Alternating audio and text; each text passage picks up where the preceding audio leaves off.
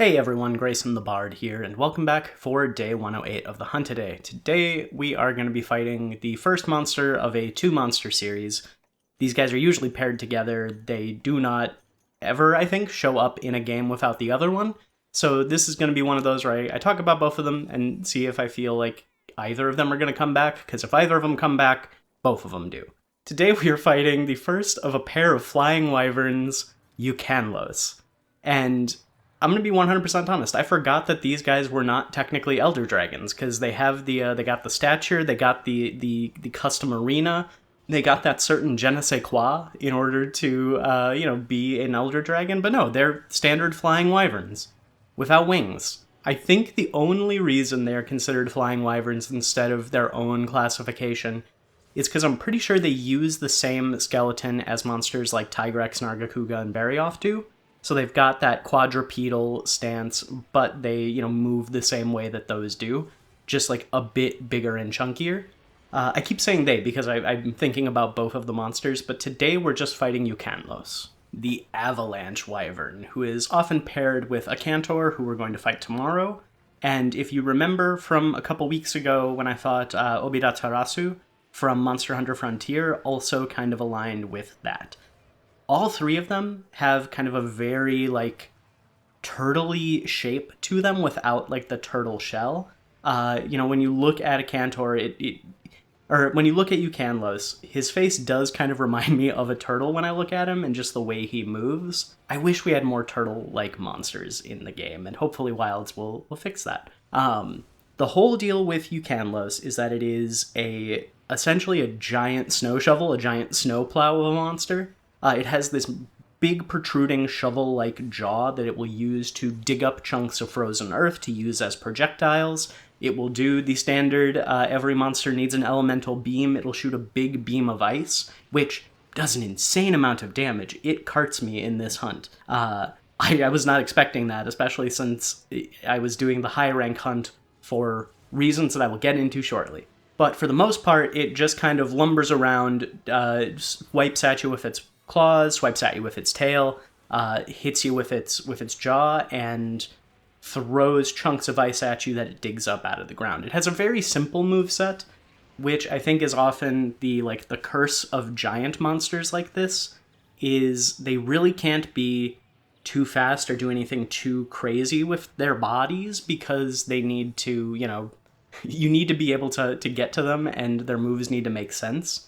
So it does a lot of slow, very hard-hitting moves, but it's still, I think, a pretty fun fight. The big issue that I have with it is that it has the same problem that a lot of big monsters do in Monster Hunter, in that it can be kind of tough to see what is going on in the fight sometimes, because in order to hit the monster, you need to be right up next to it, which means you can see, its chest or its leg or whatever you're currently pointing at, but it's hard to get a good look at some of the tells.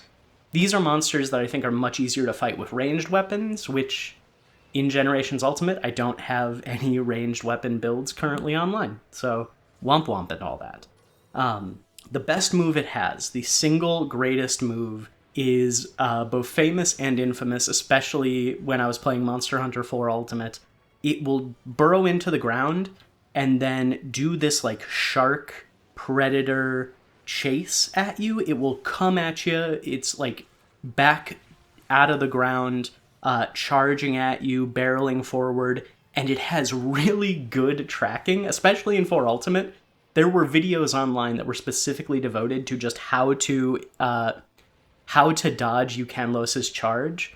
And the trick to it was you had to be running at a 45-degree angle towards it rather than away from it. Because if you subscribe to the Prometheus school of running away from things and just try and either get out of the way running or outrun it, you're going to get bodied. Weirdly enough, if you try and go straight horizontal, it would track you and you would get bodied. So you have to run at an angle in order to avoid it. At least in 4 Ultimate you did. I think they made it a little easier to avoid in Generations Ultimate, which was probably a good decision. But the reason that I did the high rank hunt today is because I tried recording a G rank hunt this morning, Because I always try to do like the harder, more definitive versions of the hunts if I can. And one, the hunt took me forever, and two, it just felt like I was doing no damage to it. So I did the high rank hunt, and it still feels like the hunt took forever and like I was doing no damage to it. I feel like these giant monsters, they often have just like way too many hit points. Even though, like, yes, it makes sense, like big, tanky, big Lug-a-ma-jug with, you know, like a whole shit ton of hit points that it can tank through all your hits. It makes sense.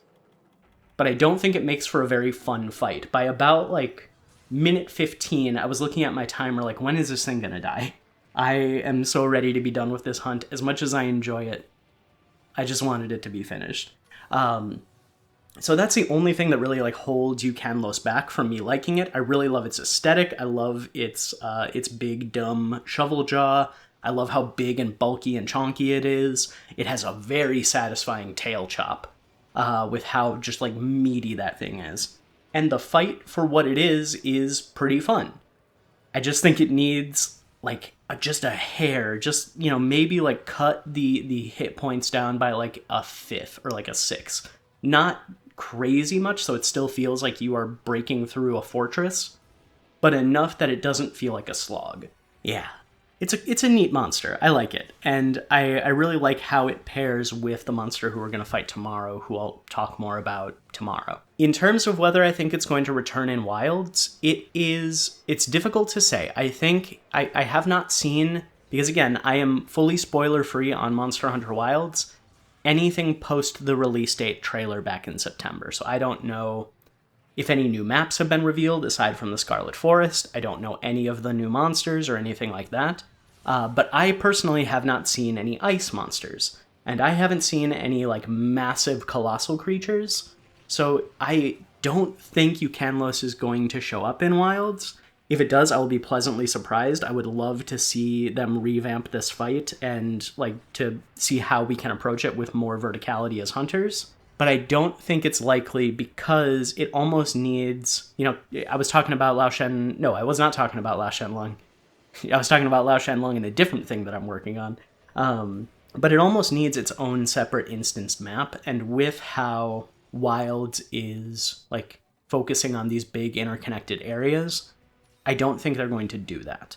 And with the size of the Windward Plains that we saw in the beta, I could see Eucanlos fitting in a map that size and, you know, like the fight being engaging, but it would essentially be stuck to like one or two areas maybe, which isn't as fun or interesting as it could be if it were just in its own specific, this is the Eucanlos arena, and it were specifically tailored to that fight. If it had its own, like, imagine a map specifically for some of these monsters that need their own zones in order to do what they need to do, but it was like the size of an old Monster Hunter map. You know, like something like it's the size of a Rise map, but it's specific for Eucanlos. That would be dope. That would be awesome, and I don't think they're going to do that. So I'm going to put Eucanlos pretty low on the likelihood of returning to Wilds chart. I'm going to say like a 2 to 3. I think it would be cool. I think the fact that it wasn't in 5th generation at all ticks it up a little bit because, you know, they like to, you know, cycle monsters in and out of rotation, so it could show up, but I'm not holding my breath. However, to return in a future game, I think Eucanlos is one of those, like, iconic early generation monsters that, you know, people have a lot of nostalgia for. So I think it's very likely to show up again in a future game. I'll put it at, like, a high 7 or 8.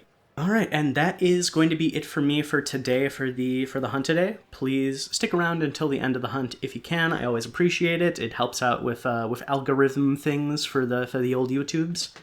Like, comment, and subscribe if you want to. Don't if you don't. And until next time, I'll see you next time.